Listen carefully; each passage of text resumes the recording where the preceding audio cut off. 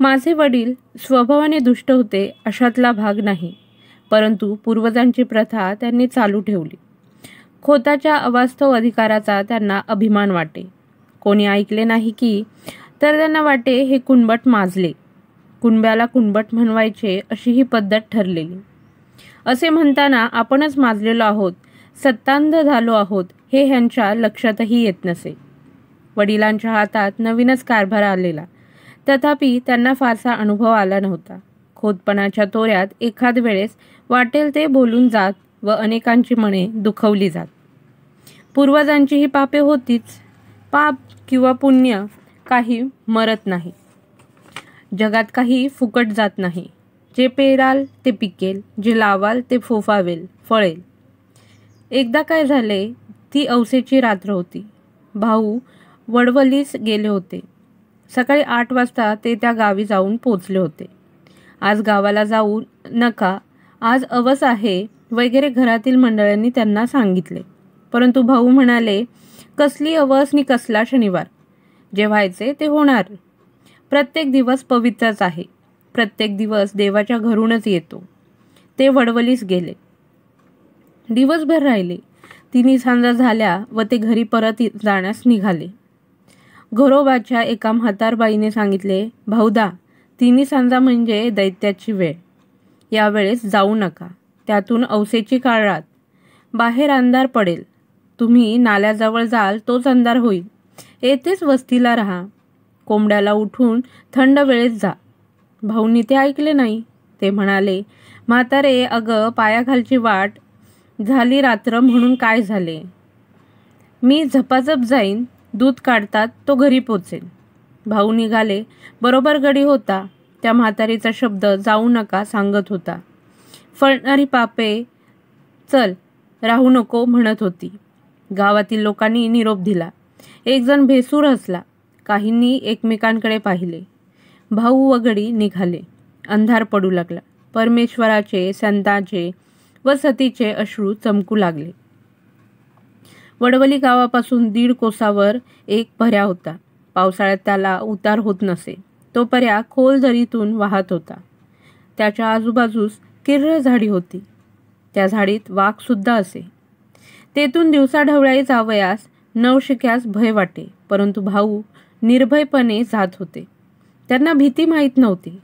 भूते खेते जीवजीवाणू कसलेच भय त्यांना वाटत नसे. भाऊ दरीजवळ आले.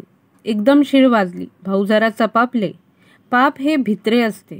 झुडपातून अंगाला काव फासलेले चोर बाहेर पडले. भाऊरावांच्या पाठीत सोट्या बसला व त्या सरशी ते मटकन खाली बसले. झटकन गडी पळत गेला. भाऊंना खाली पाडण्यात आले. चोरांच्या हातातील सुरे चमकत होते. भाऊंच्या छातीवर चोर बसला. चर्र चर मान चिरायची ती वेळ. करंदीच्या जाळीत रातकिडे ओरडत होते.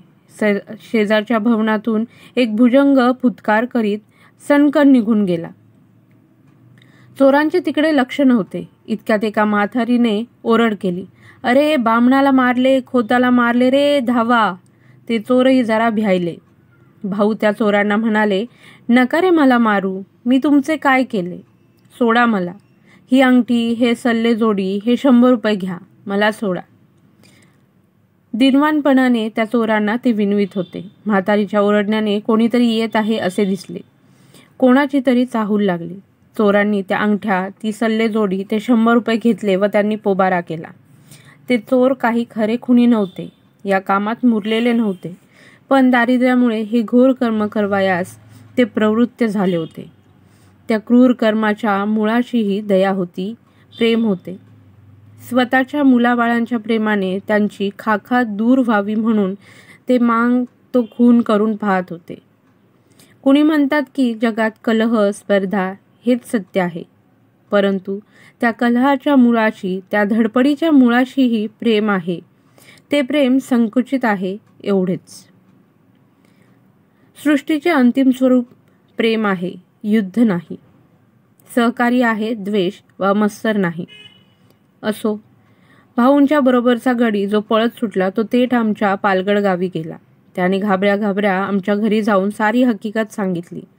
आमच्या घरातील व गावातील पुरुष मंडळी लगेच चालून गेली. पालगडला पोलीस ठाणे होते. तेथे वर्दी देण्यात आली. घरात बातमी येताच अकांत झाला. साऱ्यांच्या तोंडचे पाणी पळाले. घरात दिवे लागले होते, परंतु साऱ्यांची तोंडे काळवंडली होती.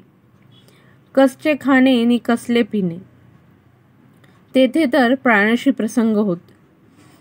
माझी आई ती सारी कथा आम्हास सांगे. आई देवाजवळ गेली. निर्वाणीचा तोच एक सखा. देवाजवळ जाऊन आईने पदर पसरला. ती म्हणाली, देवा नारायणा, तुला माझी चिंता, तुला सारी काळजी. आई जगदंबे, तुझी मी मुलगी, मला पदरात घे. माझे कुंकू राग, माझे चुडे अभंग ठेव. माझे सौभाग्य नको. आई, आई, त्या कुऱ्हाड नको पडू देऊ. मी काय करू, कोणते व्रत घेऊ? देवा, माझी करुणा येऊ दे तुला. तू करुणेचा सागर, येऊ दे हो घरी सुखरूप. पाहीन त्यांना डोळे भरून, नांदू तुझ्या आशीर्वादाने सुखाने जन्मभर. मला दुसरे काही नको. नकोत हे दागिने, नकोत ती मोठी वस्त्रे. कशाला मेली ती खोती, नको मला काही नको. पती हाच माझा दागिना, तेवढा दे देवा. असे म्हणून आई विनवू लागली, रडू लागली. आईने देवाला आळवले, पार्थिले, परंतु नुसती प्रार्थना काय कामाची? प्रत्येक गोष्टीत त्याग पाहिजे, व्रत पाहिजे. माझ्या आईने या रात्री सावित्रीचे व्रत घेतले. मित्रांनो, जीवनाच्या कठीण प्रसंगी धीर द्यावयास भारताच्या इतिहासात कितीतरी दिव्य स्त्री पुरुष रत्ने आहेत. राम आहे, हरिश्चंद्र आहे, सीता आहे, सावित्री आहे. तुम्ही इतिहास लिहा किंवा लिहू नका, सावित्री अमर आहे. स्त्रियांना सदैव ती धीर देईल, मृत्यूशी झगडण्याचे धैर्य देईल. मनुष्याचा पवित्र वा निर्मळ निश्चय मरणाजवळ झगडण्यासही बळ देत असतो. माझ्या आईचे सौभाग्य आले. भाऊ घरी आले.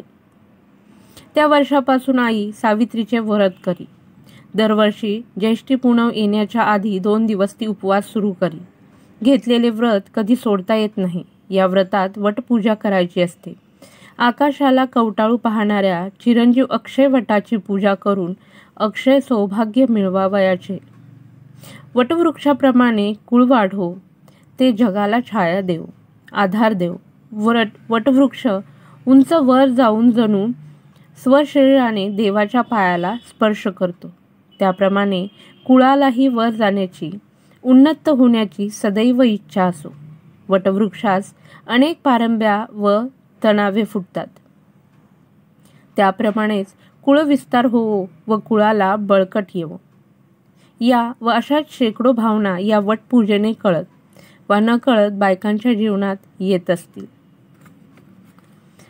सावित्री व्रताचे दिवस जवळ येत चालले म्हणजे माझी आई गंभीर होत असे. मी त्यासंबंधीचीच एक आठवण सांगणार आहे.